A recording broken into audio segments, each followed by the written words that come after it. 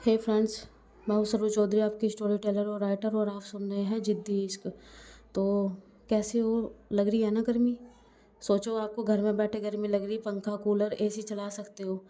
मुझे रिकॉर्ड करनी पड़ती है ऑफिस में भी और यहाँ पे भी पंखा बंद करके। पेशेंट भी मेरे को आकर बोलते हैं, मैडम हम पंखा पंखा बंद करके क्यों बैठे हो? अगर मेरी बात ये सुनोगे आप कहोगे मैडम पंखा चला के कर लिया करो, फिर कहोगे शोर आ रहा, ये आ रहा, क्लैरिटी नहीं आ रही। क्या कर सकते हैं? आपको तो सिर्फ कुछ लोगों को मुंह हिलाना पड़ता है कि एक एपिसोड और दे दीजिए। सुबह से शाम तक का बंदा जॉब पे है, रात रात उसके पास है, वो सोए ना, वो एक और एपिसोड इनके दो। मतलब कि 9 महीने से चैनल की लगी पड़ी है, कुछ नहीं मिला अब तक का मुझे। और ये चैनल मैंने निकाला है, अच्छा खासा चल रहा है, इसे भेजने से भी मुझे डर लग रहा है। इस पर भी पुराने एपिसोड दे दो, वो दे दो, ये दे दो, ये ड्रामे चल रहे हैं। तो भाई मुझे तो, मैं हो गई हूँ बहुत ज़्यादा इरिटेट। दूसरा एपिसोड का तो मुझे पता नहीं, पर किसी दिन ऐसा होगा कि एक ही एपिसोड नहीं आने का। और मुझे इस चीज़ का लालच भी नहीं है। बहुत से लोगों को लगता है ना हम तुम्हें टाइम दे रहे हैं, तो तुम टाइम भी दे के देखना जो मैं तुम्हें मिल जाऊँ।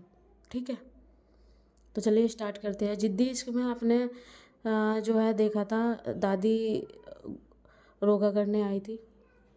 अब रोका हुआ था वहाँ पे, लेकिन कुछ चीज़ें ऐसी हुई थी जो हमारे आर्य से भी करवा देती। और जाके देखिए, मैं क्या बताऊँ, इतना तो कर ही सकते हैं। तो चलिए स्टार्ट करते हैं। अब बस जो हमारा आर्य था वो खड़ा था और हाथ पे उसके सिंदूर लगा हुआ था। अब आप पूछोगे कि रोगा में सिंदूर कैसे भरे जाता है? आपके यहाँ का मुझे पता नहीं है, पर मेरे यहाँ का जो है ना, मान लिया हमारे, हम अपने भाभी का रोका करने गए थे वहाँ पे, तो हमारी मम्मी ने जो है ना वहाँ पे ऐसे किया था। मतलब सामान वगैरह जो है सब उनकी गोद में रखा था, और हल्का सा टीका लगाते हैं, थोड़ा सा ऊपर को लगा देते हैं, मांग में नहीं लगाते पूरा। लेकिन यहाँ मैटर कुछ और था। यहाँ पे दादी की जो थिंकिंग है वो चल रही थी। अब वो क्या सोच रही थी क्या नहीं सोच रही थी वो था। स्टोरी है, स्टोरी की ही तरह लीजिए, ज़्यादा घुसना मत इसमें, ठीक है। और जो आरू था वो तो बस आर्य को ही देख रहा था। आरू बार बार बोल रहा था कि भाई सच में तेरा यहाँ पे फ़ायदा उठा लिया। तभी जो आर्य है बोलता है कि शट अप। तभी जो दादी है वो सब रस्म निभा देती है, सब चीज़ हो जाती है। अब दादी बोलती है कि आरू इधर आना। जी जी जी जी दादी। वो जैसे ही वो जाने वाला था, आर्य बोलता है कि जा तू भी उठा ले फ़ायदा, जो चुप कर साले तू। तभी वो जाता है और उसे बोलता है कि तू भी रख दे यार इसमें कुछ, जा। तभी आरू बोलता है कि रख दूँगा ना जो मुझे रखना, मुझे क्यों बता रहा है। तभी जो दादी है फिर से आवाज़ लगाती है, आरू आ जाओ। तभी वो आता है और बोलता है कि जी जी जी दादी दादी माँ। और वो गया था, लेकिन दादी माँ थोड़ा सा उधर जो है ना कुछ चीज़ें लेने चली गई थी, और आर्य उसके पास आके बात कर रहा था।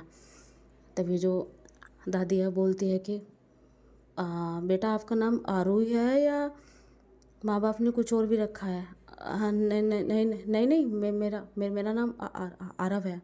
आरव, अच्छा आरव, ठीक है। अच्छा बेटा आरव, ये लो आप भी रख दो अपनी होने वाली भाभी के गोद में, थोड़ा सा जो चीज़ें है वो रख दो। तभी जो आरू है वो देखता है सांझ की तरफ, और जो सांझ है वो देखती है आरू की तरफ कि भाई इनमें तो कुछ और ही कनेक्शन था, और अब ये कौन सा चल रहा है। तभी जो आर्य है उसे हंसी आ जाती है और बोलती है कि हाँ आरू रखो भाभी के गोद में सामान, रखो। तभी जो दादी है कुछ चीज़ें देती है उसे, तो रखवाती है, और सब ने तो वहाँ फ़र्ज़ निभाए दिए थे। तभी जो दादी है वो आर्य को बुलाती है, बोलती है कि आर्य बेटा इधर आओ। जी दादी माँ। आप मुझे दादी माँ बोलते हो। इस पूरी दुनिया में मैंने किसी को ये हक नहीं दिया सिवा मेरे पोते के, और मेरा पोता जल्द ही वापस आने वाला है।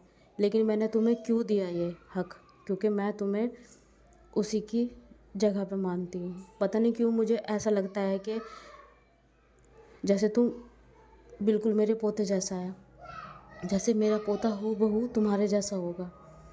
एक अलग सी एक अलग सी फीलिंग आती है जब से तुम मेरे पास आए हो, और इसलिए मैंने अपनी फैमिली को दूर रखा और मैं तुम्हें साथ लेके आई। यानी कि मुझे लगा कि तुम मेरे पोते के समान हो।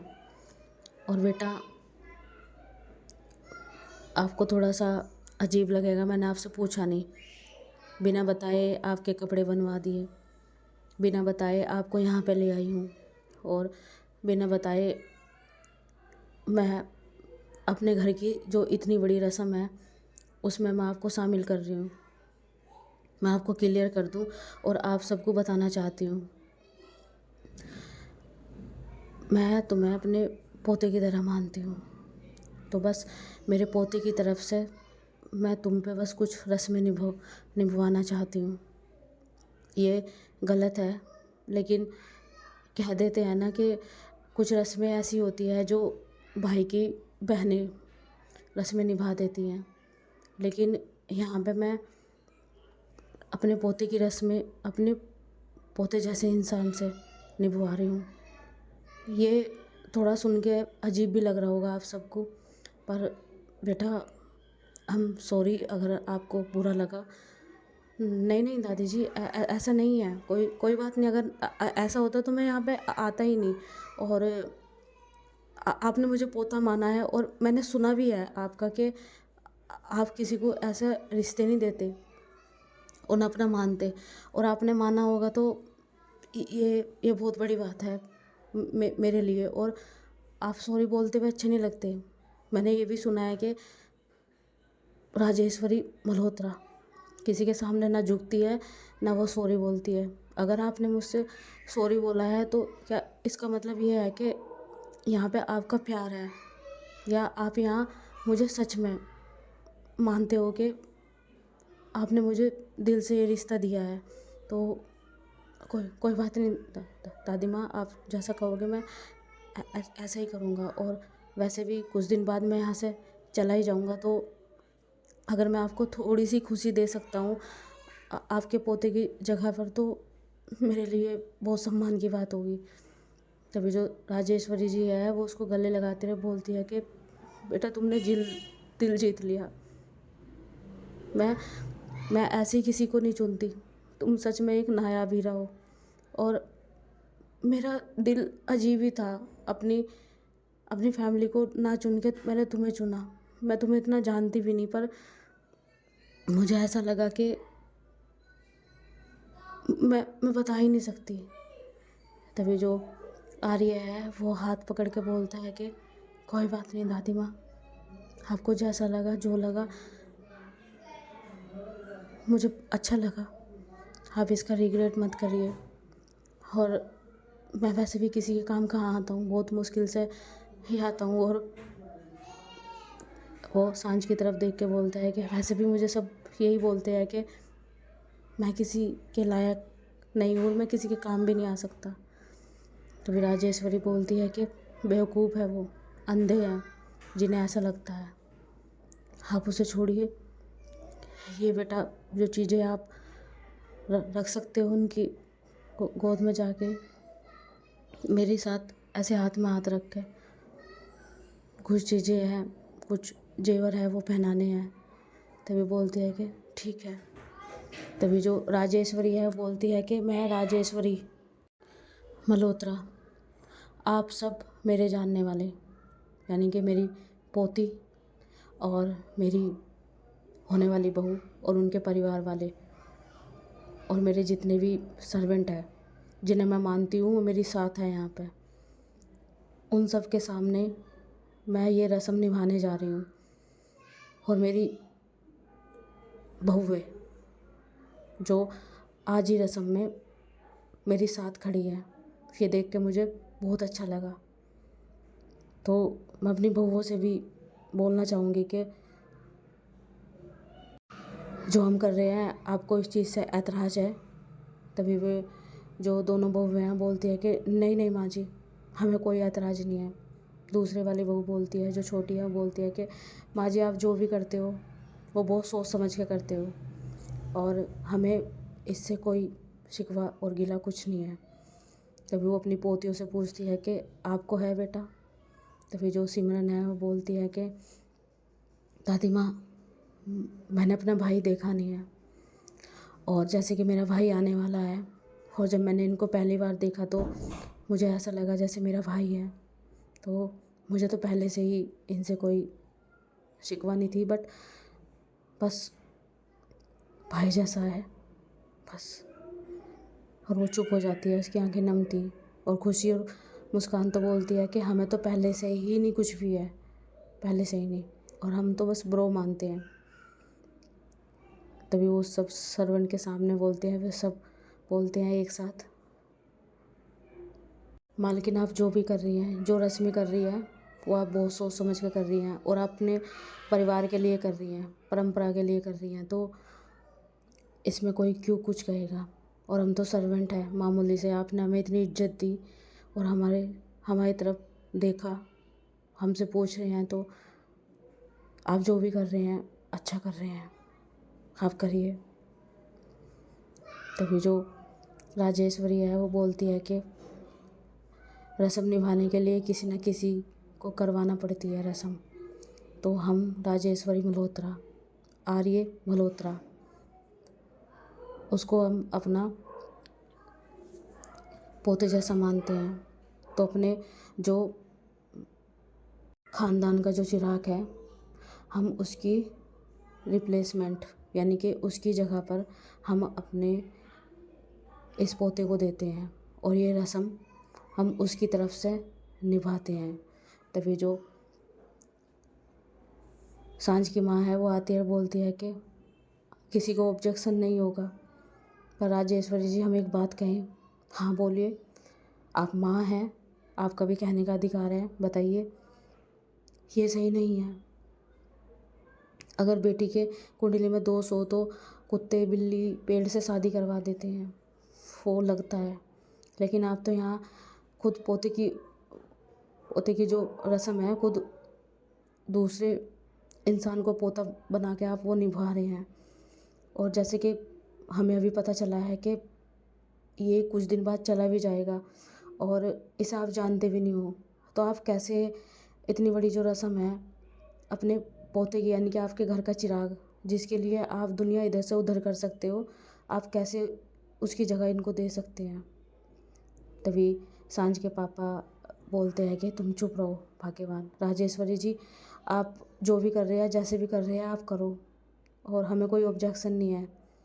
तभी जो सांझ की माँ है बोलती है कि हमें है ऑब्जेक्शन, और शायद हमारी लड़की को भी है।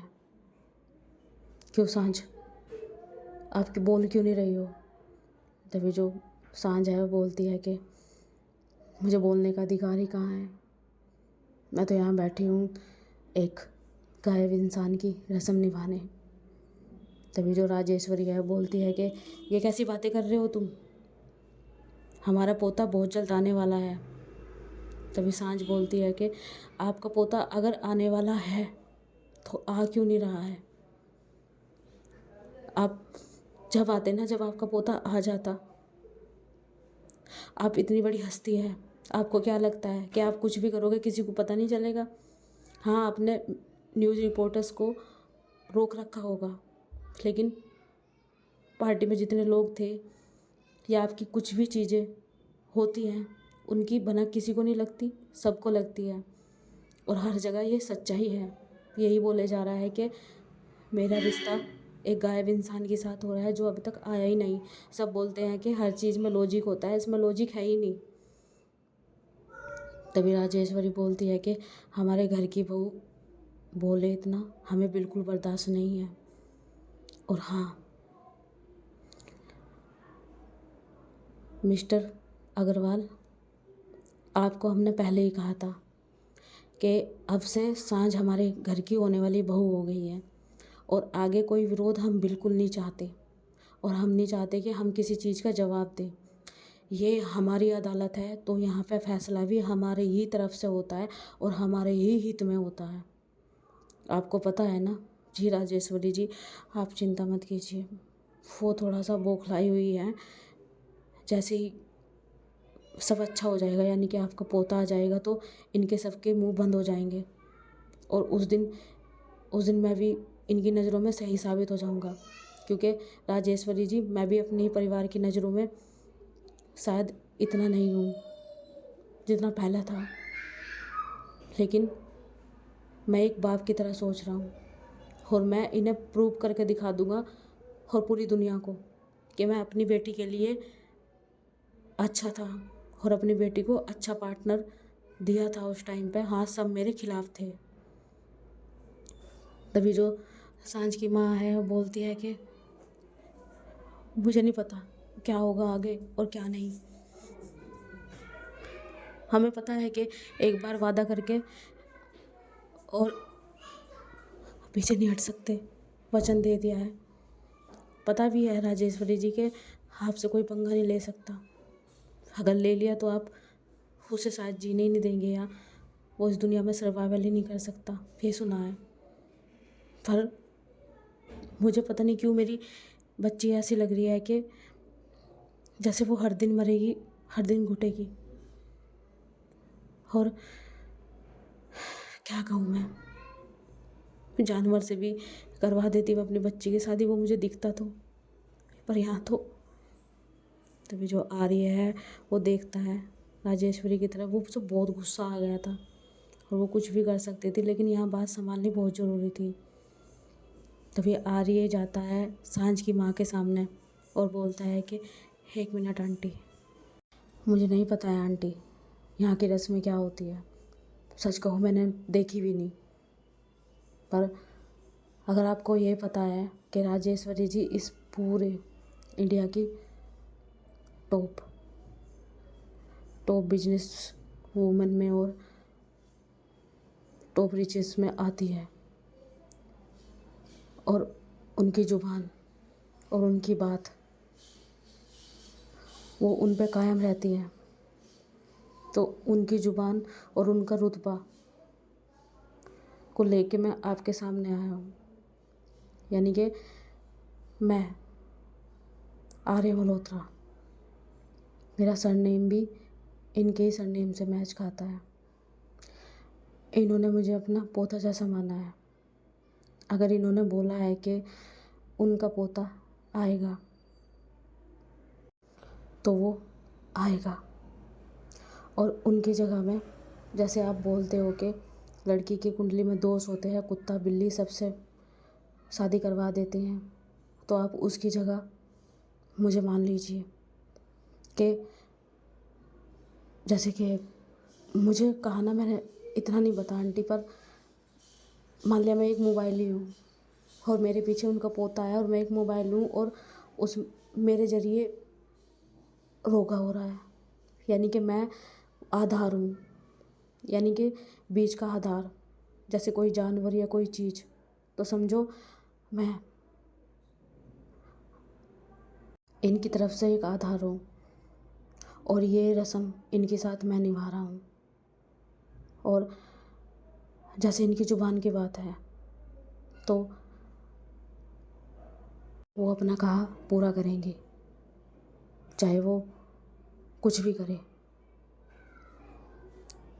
और दादी माँ, मैं आपसे कहना चाहता हूँ, आपने जैसे कहा है कि आपका पोता मिलने वाला है, यानी कि आपको पूरा यकीन है, या आपने इस चीज़ को भांप लिया है कि आपका पोता आपके पास होगा। मैं इनकी तरफ से कहना चाहूँगा कि अगर दादी माँ 1% अगर आपको लग रहा है, कहीं से आपको खबर मिली भी है कि आपको पोता मिलने वाला है, क्या वो क्लियर है? बस एक बार बोलना कि क्या वो क्लियर है। और यहाँ पे आर्य को ये जानना था कि क्या वो मिल चुका, या आपको पता है कि वो है।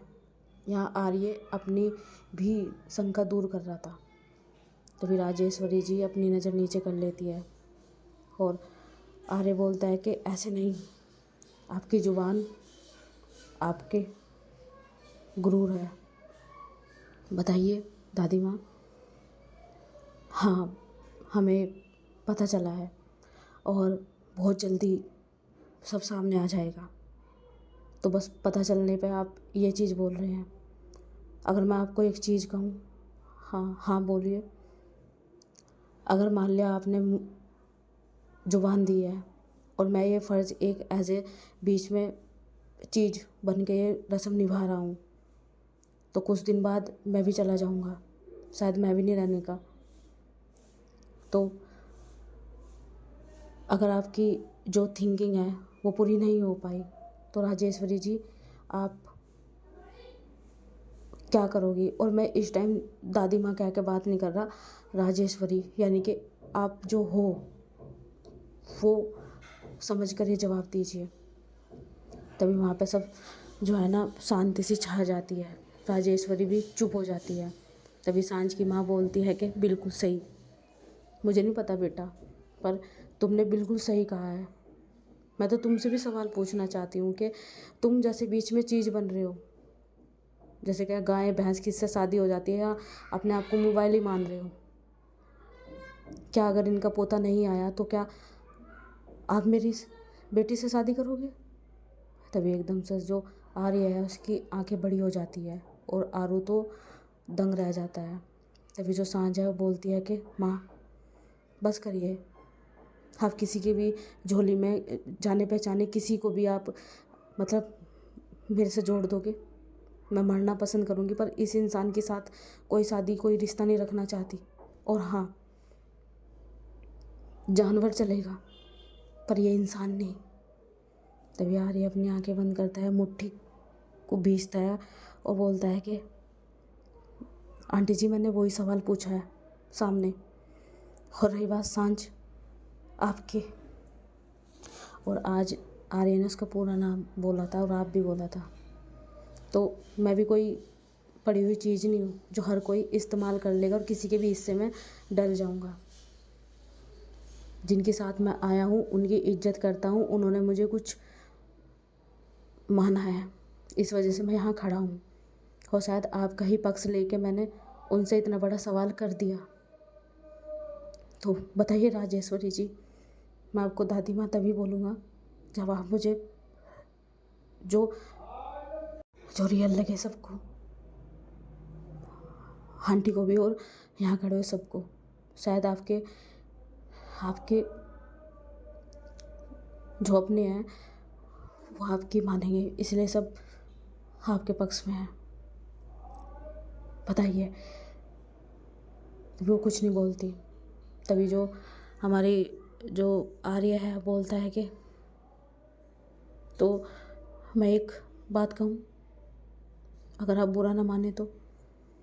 तभी जो राजेश्वरी है बोलती है कि बोलो आर्य।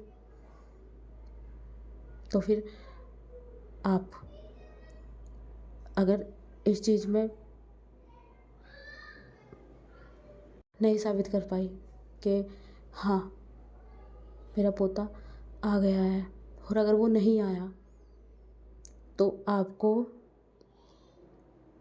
इनका जीवन साथी ढूंढ के देना पड़ेगा। तभी जो राजेश्वरी है बोलती है कि मतलब क्या है आपका? क्या मैं जो आपसे रस्म निभा रही हूँ आपसे करवाऊँ इनकी शादी? तभी आर्य बोलता है कि नहीं, मैं तो यहाँ पे एक मात्र चीज़ बन के आया हूँ, यानी कि रिप्लेसमेंट। मुझे छोड़ के आपको इनका जीवन साथी चुनना होगा। मैं कैसे चुन सकती हूँ? मैंने अपने पोते के साथ ही इनका रिश्ता तय किया है, तो मैं कैसे कर सकती हूँ? कर सकते हो, आपकी बात भी रह जाएगी और आपकी बात का मान भी रह जाएगा। तो फिर आप एक लड़के को अपना नाम दोगे, यानी कि आप गोद लोगे और उसे अपना बेटा मानोगे और उससे आप इनकी शादी करवाओगे अगर आपका पोता नहीं आया। तभी राजेश्वरी बोलती है कि तुम ये क्या बोल रहे हो? तुम्हें पता भी है? और हाँ, तुम्हें मैंने इतना अधिकार नहीं दिया कि मुझे क्या करना चाहिए और क्या। और अगर मुझे पोता ही गोद लेना होता तो अब तक ले लेती, मैंने कहा ना मेरा पोता आएगा। हाँ, मैं इतने शोर तरीके से नहीं कह रही, पर 60% हो गया है सब, वो आ जाएगा। फिर भी मैं 40% की बात कर रहा हूँ राजेश्वरी जी, 40% की। और एक माँ की तड़प की और एक भाई की भी। और वो कार्तिक की तरफ देख के बोलता है, और उस लड़के की जिसको सब बोलते हैं, और ये हकीकत भी है, मेरे कानों में भी ये बात आई है कि गायब इंसान से उसका रिश्ता तय हुआ है। बस आप ये चीज़ बोल दीजिए, फिर शायद आंटी को आपसे कोई शिकायत नहीं रहने की। क्यों आंटी, अब सही है? तभी जो सांझ की माँ बोलती है कि हाँ बिल्कुल ठीक है बेटा, बिल्कुल ठीक है, मुझे तसल्ली होगी। और कोई फ़र्क नहीं पड़ने का कि वो गोद लिया हुआ है या ओरिजिनल है। तो मुझे कोई दिक्कत नहीं है तो वो इसी ख़ानदान का। अगर ये ख़ानदान की बात करते हैं तो मैं इस बात को एग्री करती हूँ राजेश्वरी जी। बस आप इतना कर दीजिए, इतना वादा दे दीजिए। तभी राजेश्वरी बोलती है कि हमने कहा ना शादी तक वो आ जाएगा। तभी जो सांझ की माँ बोलती है कि अच्छी बात है, आ जाएगा, तो आप डर क्यों रही हैं? अगर आ जाएगा तो फिर बात ही क्या है? और कल को अगर आप शादी भी ऐसी करने लगी कि आ जाएगा आ जाएगा, मेरे मन में तो ऐसे ही रहेगा, मेरी बेटी के मन में। आप ज़बरदस्ती ही कर रहे हो इस चीज़ को। हम कोई ज़बरदस्ती नहीं कर रहे हैं। हमने आपके पति से बात की थी, सोच समझ के की थी ना। जी जी जी राजेश्वरी जी। पर ये क्या बोल रही है आपकी पत्नी? देखिए, बाप का फ़र्ज़ उन्होंने निभा दिया, लेकिन मैं एक माँ हूँ। बस आप मुझे इतना सा दिलासा दे दीजिए, मैं माँ हूँ। मैं मैं वो माँ हूँ कि दौलत रखे एक तरफ और बच्चे, तो मैं अपने बच्चे को चुनती हूँ। मुझे अपने बच्चे से मतलब है बस। तभी जो कार्तिक है वो भी सामने आता है, बोलता है कि बिल्कुल ठीक। मुझे नहीं पता ये कौन है, शायद इसे देख के मुझे गुस्सा ही आ जाए। मैं इससे सबसे ज़्यादा चिढ़ता हूँ जितनी बार मिला हूँ। पर इसने जो भी बात कही है आज सही कही है। चलो मान लिया तुमने इसे, सॉरी, आपने इसको मात्र एक रिप्लेसमेंट बना लिया, लेकिन आगे क्या? मैं भी अपनी माँ के साथ हूँ। मैं भी अगर दौलत में से अपनी बहन को चुनूँ तो अपनी बहन को ही चुनूँगा और उसकी खुशी को। और मेरी बहन, आप उससे भी पूछ लो, वो भी यही चीज़ कहेगी। तो यहाँ पे मेजॉरिटी हमारी है। तभी राजेश्वरी सांझ की तरफ देखती है और वो भी देख रही थी। तभी राजेश्वरी बोलती है कि ठीक है, अगर मेरा पोता नहीं आया शादी तक तो मैं अपने पोते को गोद लूँगी और उससे इनकी शादी करवाऊँगी। और अगर नहीं भी किसी को गोद लिया मैंने, तो सांझ मेरे घर की बहू रहेगी। और जो मेरे घर में कोई भी लड़का पैदा हुआ, मैं उसकी शादी सांझ से करवाऊँगी। भाई साहब, वहाँ पे सारे फिर से हैरान हो जाने लगते हैं। तभी जो सांझ के पापा है वो भी बोलते हैं कि राजेश्वर जी आप क्या बोल रहे हो? हाँ, मेरी बड़ी पोती वो गर्भवती है, जैसे आपको पता चला है। और जैसे ही वो बच्चे को जन्म देगी, और वो देखना मेरा पोता ही होगा। और सांझ अभी बहुत कम उम्र की है, और लड़के वो जल्दी बड़े होते हैं। तो जैसे ही वो 14-15 साल का हुआ तो हम उसे खिला पिला के अच्छा बढ़िया बना देंगे। हम हम शादी करवा देंगे फिर सांझ की। अगर मैं नहीं ये निर्णय ले पाई और किसी और को अपने घर का पोता नहीं बना पाई, क्योंकि मेरे लिए बहुत ज़्यादा डिफ़िकल्ट है, क्योंकि आज तक का मैंने अपने पोते की जगह किसी को नहीं दी, और मेरे पोते की जगह सिर्फ मेरा पोता ही ले सकता है, यानी कि मेरी आने वाली पीढ़ी जो मेरी बड़ी पोती देगी। तभी जो सांझ है वो बोलती है कि हो गया, हो गया फैसला, तो माँ जी मुझे माफ़ करिए। जो पैदा भी नहीं हुआ आप उसके बारे में बोल रहे हो, यानी कि एक तरफ मैं गायब इंसान के साथ मेरा रिश्ता जोड़ दिया, और एक तरफ जो पैदा ही नहीं हुआ है और अभी ये भी नहीं पता कि लड़का है लड़की होगी। नहीं, लड़की, लड़का ही होगा। ये आपकी सोच है, और अपनी सोच रखिए। अगर वो हो भी गया, आप उसकी भी इच्छाएं मारेंगी, आप उसके साथ भी बुरा करेंगी। जिसे आप बोल रहे हो मेरा पोता मिलेगा मिलेगा, क्या वो आपके आपके इशारों पे चलेगा, नक्शे कदम पे चलेगा? क्या वो आपकी मानेगा? हो जिसे आप बोल रहे हो वो तो आने वाली जनरेशन है। आप ऐसे कैसे कर सकते हैं? तभी जो सांझ की माँ है बोलती है कि फैसला हो गया राजेश्वरी जी, अब आप हमें चाहे किसी भी तरीके से पनिशमेंट कर सकती हो, चाहे बिजनेस से, चाहे पैसों से, किसी चीज़ से भी, लेकिन अब ये जो रिश्ता है यही टूटता है और आगे नहीं बढ़ता है, बस। तभी जो आर्या बोलता है कि दादी माँ क्या बोल रही हो आप, क्या है ये सब? और आप वही वाली कहानी दोहरा रहे हो ना जो शायद कुछ साल पहले दोहराई गई थी। तभी वो एकदम से चौंक के देखते हैं, बोलती है कि कौन सी दोहराई गई थी, और तुम क्या जानते हो मेरे खानदान के बारे में? मैं आपके बारे में कुछ नहीं जानता, लेकिन इतना तो मैंने भी सुना है आपकी पार्टी में कि आपका जो पोता है वो आपकी बहू लेके चली गई थी। आपको ये भी नहीं पता था कि वो पोता है या पोती? नहीं, वो मेरा पोता था, मुझे बताया था वहाँ के स्टाफ ने। चलो ठीक है, आपके स्टाफ ने बता दिया था वो पोता ही था। आप बोल रहे हो कि वो मिलेगा, पर नहीं, अब तक का पूरे तरीके से नहीं है। आप इतनी बड़ी लेवल पे हो के दादी माँ, आप कैसे बोल सकते हो कि आपकी पोती जो बच्चा जन्मेगी वो पोता होगा और आप उससे की शादी इनसे करवाओगे? ऐसा क्या है जो मतलब कि आपको ये फैसला लेना पड़ रहा है? और ऐसा क्या है जो मतलब कि आपको सांझी बहू चाहिए? चलो ठीक है, आप ये चीज़ यहीं रोक दो।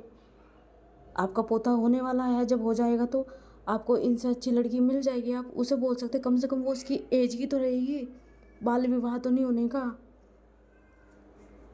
दादी माँ, आप पोते के प्यार में ना बहुत हद तक चली गई हो। ये नहीं हो सकता, ये नहीं हो सकता। और सांझ की माँ भी बोल देती है कि ठीक है, ये रोगा नहीं हो सकता, और मैं सामान सब उतारने लग रही हूँ अपनी बेटी का जो आपके यहाँ से है, और प्लीज़ आप सारा सामान यहाँ से ले जाइए। तभी जो राजेश्वरी है बोलती है कि मैं राजेश्वरी मल्होत्रा अपना पोता चुनती हूँ, अपने घर का होने वाला वारिस, और जिसे मैं गोद लेने जा रही हूँ। तभी सब चौंक जाते हैं और सब बोलते हैं कि आपकी नज़र में था कोई? आप किसे अपना पोता बनाने जा रहे हैं? जो सांझ के पापा है बोलते हैं, और सब सवाल कर रहे थे वहाँ, कार्तिक भी और घर में सब। तभी बोलते हैं कि मैं गोद लेने जा रही हूँ आर्य मल्होत्रा को। भाई साहब, ये क्या था? ये क्या था? मतलब इसे क्या कहें? इधर जो आर्य था वो तो चाल चल रहा था कि उसे देखना था कि वो कितनी हद तक जा सकती है, कितनी हद तक उसे पता चला कि उसके पोते का उसको पता चल गया, क्योंकि जैसे कि वो इतने कॉन्फिडेंस से बोल रही है। और यहाँ पे आर्य ने एक चाल और चली थी कि वो मैं तो रिप्लेसमेंट हूँ, मेरे अलावा किसी को वो पोता चुने।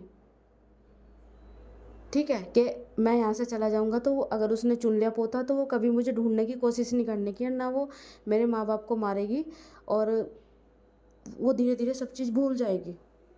लेकिन यहाँ पे अगर चाल सामने से चली जा रही है और वो चाल चलती जा रही है, लेकिन चाल चलने का हक तो सामने वाले को भी है ना।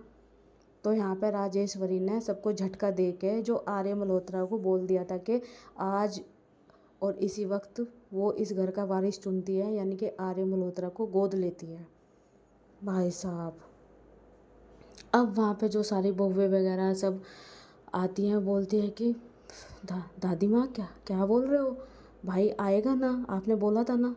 सिमरन भी बोलती है कि ऐसे कैसे मेरे भाई की जगह किसी को दे सकते हो आप।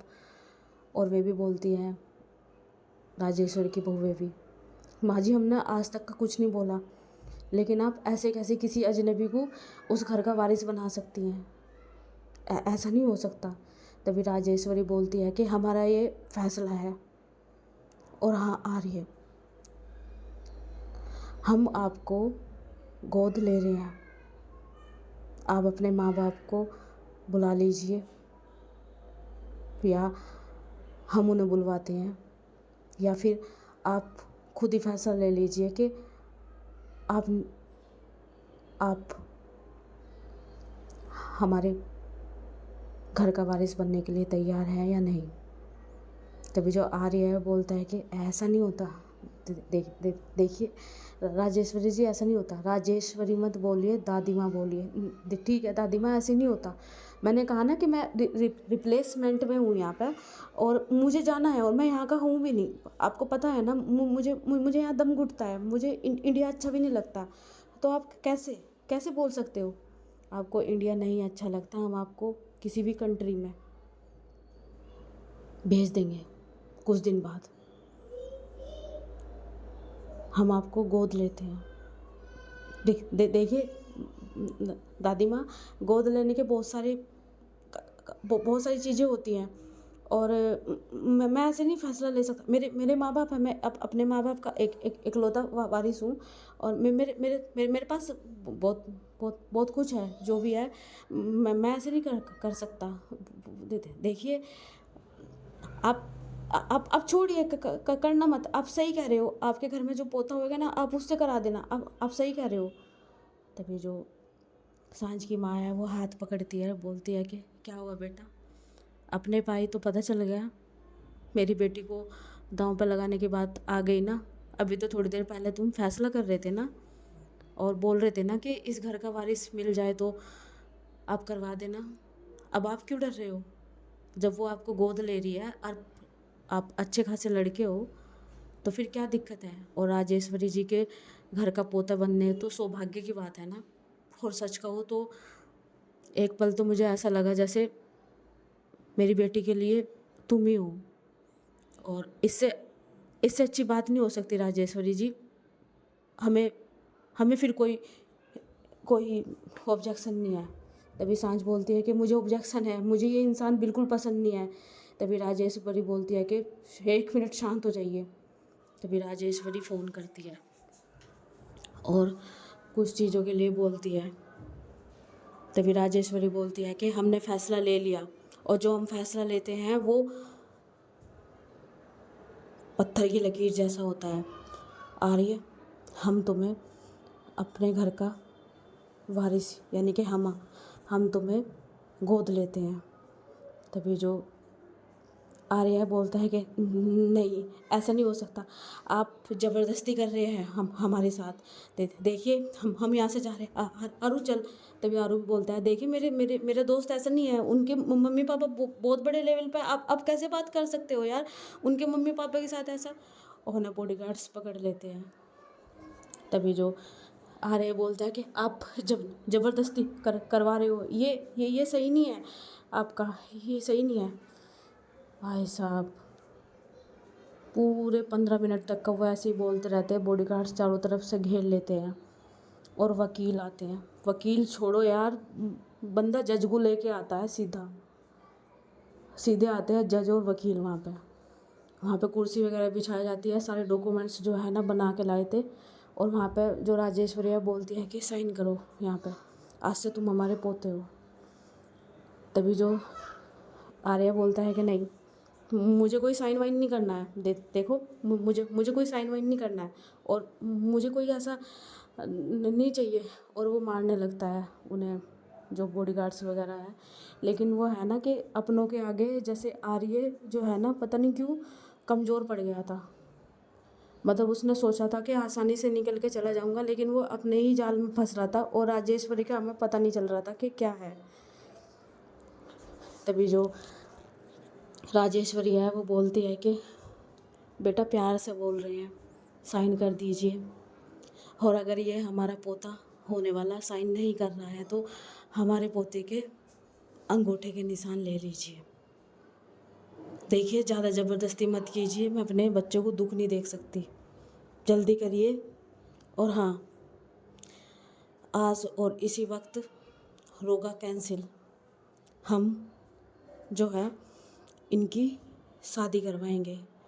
भाई साहब, जो आर्य है वो तो भाई पता नहीं उसे क्या हो जाता है, वो मार रहा था, छुड़ा रहा था, वो कर रहा था, पता नहीं उसका क्या होता है, जो भी है। पर उसको जो है ना एक एक इंजेक्शन लगाया जाता है, जिसमें जिसमें इंसान नशे में होता है थोड़ा सा, उसको जो है ना इंजेक्शन लगा दिया जाता है, और वहाँ पे जो है ना उसका अंगूठा ले लिया जाता है जगह पे जो भी है।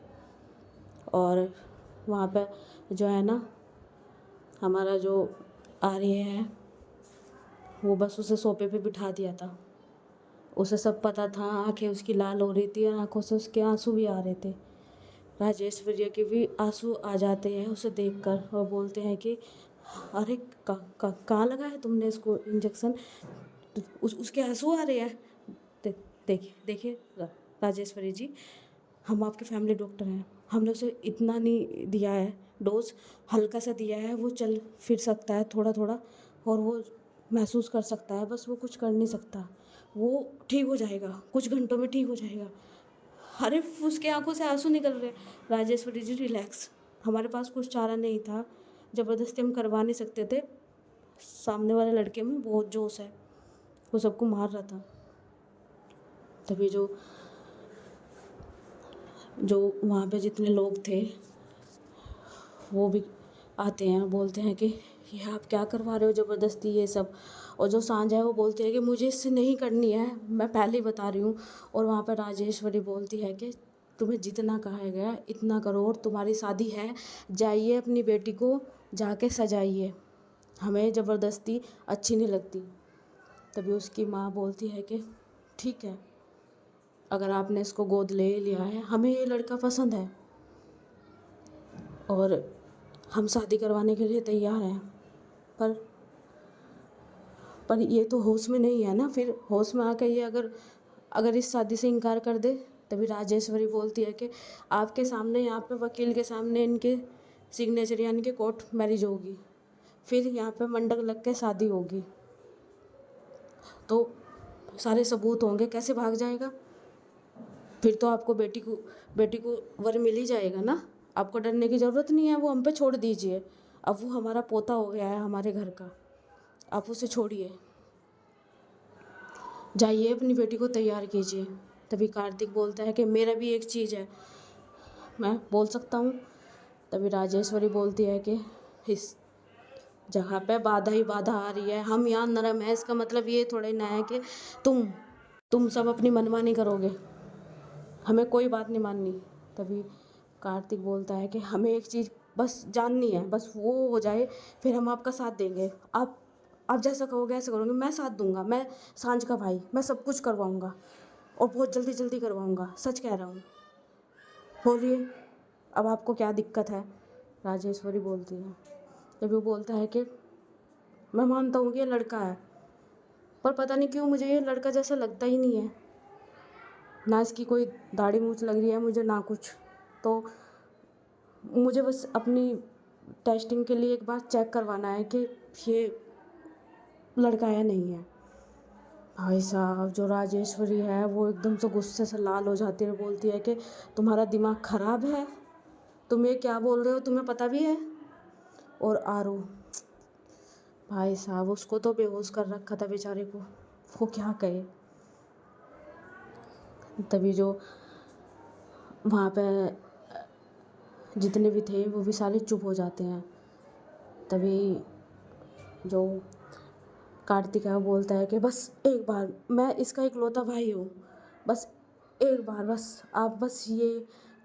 बस ये जानना है मुझे, आप किसी से भी चेक करवा सकते हो, तो प्लीज़ एक बार। तभी जो राजेश्वरी है वो बोलती है कि अच्छा, तो तुम्हें अब ये चेक करवाना है कि ये लड़का है लड़की? अरे वो लड़का है, आप एक बार, बस एक बार चेक करवा दीजिए ना। किससे चेक करवाए? हमारे होने वाला पोता, उसको कोई हाथ लगाए हमें बिल्कुल बर्दाश्त नहीं है, और ये चीज़ के लिए नहीं। और अगर हमारे पोते को पता चलेगा तो पता है ना कितना गुस्से वाला है वो। अभी आपका पोता हुआ नहीं है, हो गया है, वो रखे हैं कागज़। चलो ठीक है, आपका हो गया पोता, चेक करवा दीजिए। नहीं, हमारे पोते का कोई हाथ नहीं लगाने का। अच्छा ठीक है, आप मेरी बहन से चेक करवा दीजिए बस। क्या, तुम पागल हो क्या? हैं, तुम ये चीज़ अपनी बहन से करवाओगे? तभी कार्तिक बोलता है कि पत्नी है वो उसकी, साथ में रहना है उन्हें, एक बार बस करवा दीजिए। मेरी बहन अप्रूवल दे देगी, और वो तो हाथ लगा सकती है ना आपके पोते के। प्लीज़ राजेश्वरी जी, बस एक बार। तभी जो सांझ के पापा है बोलते हैं कि राजेश्वरी जी, ये तो पागल है, मैं इसे बहुत देर से समझा रहा हूँ, पर अगर ये पागलपंती कर ही रहा है तो कोई बात नहीं, मेरी बेटी की शादी तो उससे होने ही जा रही है कुछ देर बाद ही, तो हमारी बेटी देख लेगी ना एक बार, तो क्या हो गया, शादी होने वाली है। और जो सांझ है उसे तैयार होने के लिए ऊपर ले गए थे, और वो भी रो रही थी और बहुत ज़्यादा चिल्ला रही थी। वहाँ पे उसे भी बोला जाता है कि सब कुछ कर रहे हैं तुम्हारे लिए, यहाँ तक कि अब उसे गोद भी ले लिया, ये भी कर लिया, वो भी कर लिया। अब गायब की पत्नी तुझे कहने के, अब तो तुझे करना ही पड़ेगा, वरना अब कोई भी यहाँ पे बचने वाला है नहीं, क्योंकि चारों तरफ से अब गन निकल चुकी थी राजेश्वरी की तरफ से, हर जगह से गन लेके खड़े थे वहाँ पे। अब सांझ भी बेचारी मान जाती है, और अब जो आर्य है उसको लाया जाता है ऊपर सांझ के कमरे में, और वहाँ पर लिटा दिया जाता है उसे। तभी जो सांझ है वो बोलती है कि अब इन्हें क्यों लाया गया है? तभी जो कार्तिक है वो बताता है अपनी माँ को। तभी उसकी माँ बोलती है कि क्या बात कर रहे हो तुम, ऐसे कौन करवाता है? हर एक बार कर लेंगी ना, मुझे नहीं पता, मैं अपनी बहन की तरफ से बोल रहा हूँ, बस बस बात ख़त्म। क्योंकि हम बजरंग दल से हैं, हम पहले बता रहे हैं, हमें ये चीज़ बहुत, क्योंकि हम आजकल देख रहे हैं बहुत से मतलब लड़कों जैसे होते हैं, पर वो लड़कियां होती है, साला पता ही नहीं चलता है क्या नहीं। मैं नहीं चाहता कल को फंसे मेरी बहन, मैं पहले बता रहा हूँ माँ। आप मेरी बात मान लो, आपको पता है ना हमारे लिए ये चीज़ें बहुत मायने रखती है। अच्छा ठीक है, तू भी अपना भाई होने वाला फ़र्ज निभा ले, मैं बोलती हूँ। तभी वो गेट बंद करती है और सांझ को बोलती है। तभी सांझ जो है ना भाई चिल्ला पड़ती है, बोलते हैं कि हम ऐसा नहीं करेंगे, और क्या है ये सब, और हम किसी अजनबी को नहीं, हम किसी अजनबी को ऐसे देखें, हम नहीं कर सकते ये चीज़। आप जाइए यहाँ से, इसको ले जाइए यहाँ से। बेटा, आपका भाई नहीं मानने का, बाहर ही खड़ा है, और बाहर वो देखो, सुनो तुम्हारा भाई क्या बोल रहा है। और उसका भाई वहाँ पे भी, वो भी खड़ा हुआ था, अपने दोस्तों को लेकर बोल रहा था कि ससुर के नाते अगर सच में लड़की निकल गया ना, इसे यहीं गोली मार दूंगा, और जितने भी गोली लेकर खड़े होंगे ना, सबको, उनको भी। और फिर देखना ये जो राजेश्वरी अपने घमंड लेके चलती है ना, इसका घमंड मैं यही तोड़ूंगा, और इसे यही जान से मार दूंगा। तभी उनमें से एक लड़का बोलता है कि क्या लॉजिक लेके चल रहे हो भाई, चेक तो उन्होंने भी नहीं करवाया होगा, या वो तो सडनली उन्हें अपना पोता घोषित कर रहे हैं। हाँ, तो घोषित करने से पहले पोता चेक तो करना चाहिए था ना। है, मेरी बेटी का सवाल है भाई, मैं तो हूँ बजरंग दल से, मैं करवाऊँगा, और मुझे तो चाहिए, बस मेरी बहन अप्रूवल दे दे। सच में कह रहा हूँ, इसे अपना जिज्जा मान लूँगा और यहाँ बिठाऊँगा सर पे, सच में पक्का। कोई और करे ना करे पर मैं अपने जीजा का गुलाम बन जाऊंगा, पहले बता रहा हूँ। तभी जो सांझ की माँ है वो निकलती है, इशारा करती है कि बेटा एक बार, और गेट बंद होता है। और अब सांझ अंदर थी। अब अंदर हमारे आर्य का टेस्ट यानी कि जेंडर देखना था कि वो लड़का है लड़की। हाँ, किस मोड पे ये कहानी आ गई है। और बहुत सौ की समझ में नहीं आएगा आज का एपिसोड, और समझ में आ भी गया होगा। अभी तक तो हमने आर्य की सारी चाल देखी है, एक तरफ का ही पक्ष देख रहे हैं हम। अब क्यों है, कैसे है और कैसे नहीं है वो तो भगवान जाने, पर इतना सब कुछ हो गया और जो हो रहा है ये बहुत बड़ी बात है।